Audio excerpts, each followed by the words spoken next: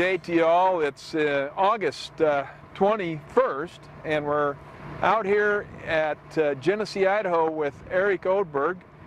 And Eric, this is a canola crop, and it's looking pretty good. Yeah, I'm very pleased with it. First time I've grown canola. I've grown mustard before. It's about 2,500 pounds an acre, so no-tilled. You know, Guy, when you first sold me the Exactrix, one of the big selling points is being able to use less fertilizer. And you said, well, you just got a VR too, and that's one thing that I've done. And so, you know, this canola didn't get burned or anything.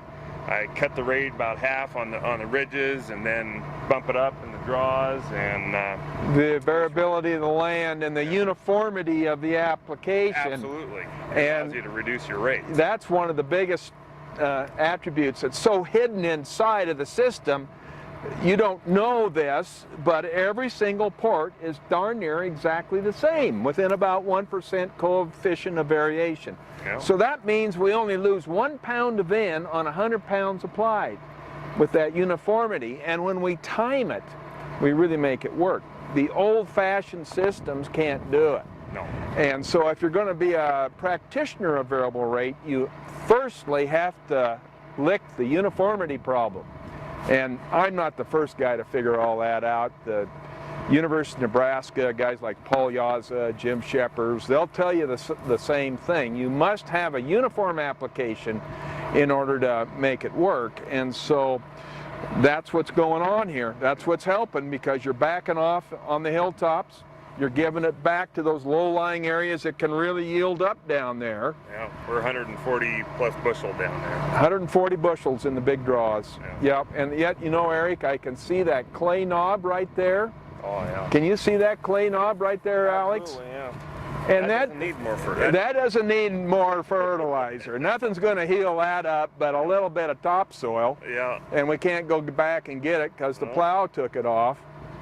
But these are high-yielding fields if you can take away all the issues of the landscape. And when you start treating it as like 4 or 5 different fields within one field, raising and lowering your rate instantaneously in about 3 or 4 seconds.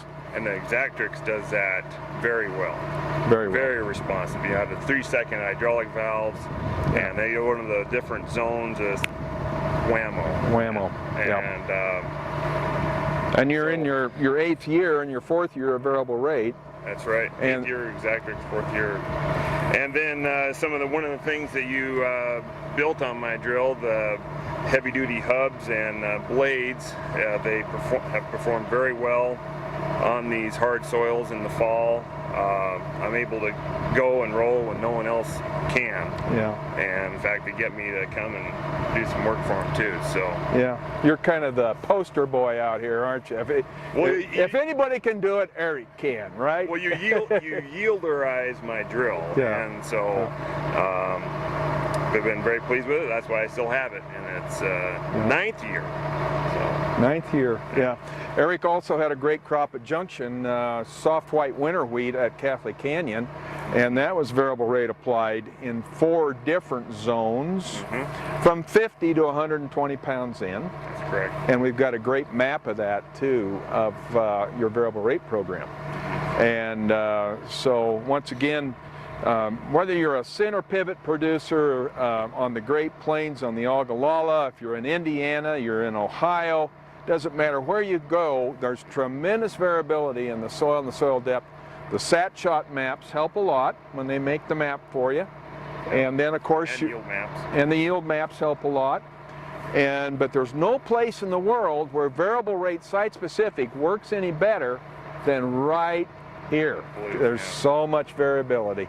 We couldn't do this with the old-fashioned systems. We tried.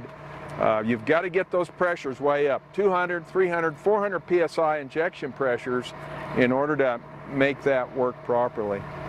So I suppose you'll be sticking with your 30-foot 1895. Are you thinking about side dressing in the future? Or yeah, I mean, that's something they've preached to me, and I know it has tremendous potential.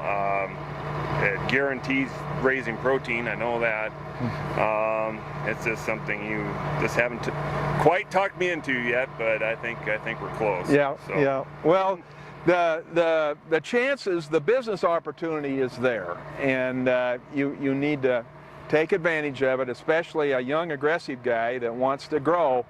Got to use a lot of pieces of technology to make it work, and then someday when you're an old guy like me, you can sit back and say, yeah, gosh, I remember those years. That was a lot of fun out there when we perfected all that. Yes. So, yes. Well, Alex, what do you think we ought to do next?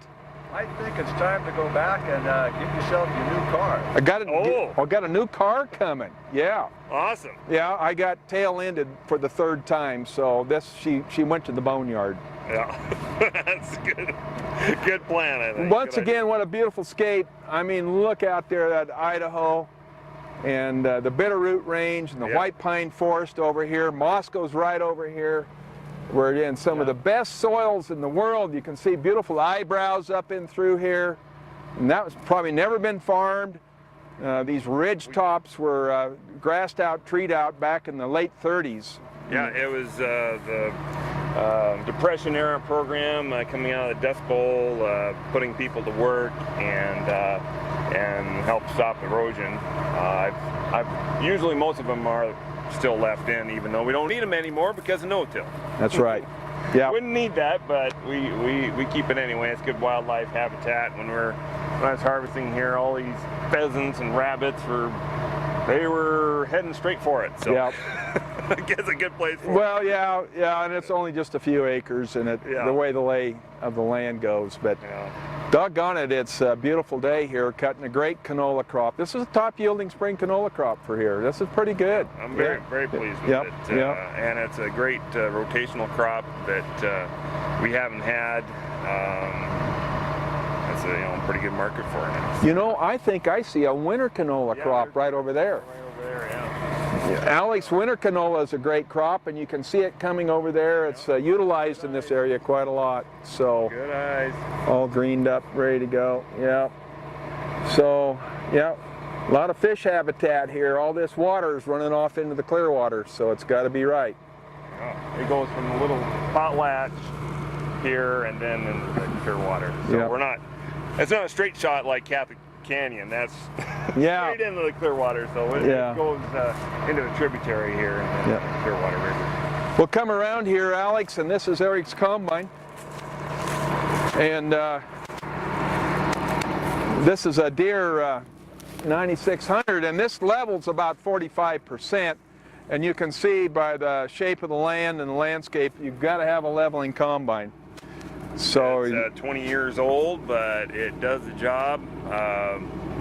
I'd rather invest my money in something that will produce a bigger crop, not harvest it. I see combines as a necessary evil. You use them for 1 month out of the year, so why buy a $450,000 combine that you're going to sit in the shed for 11 months?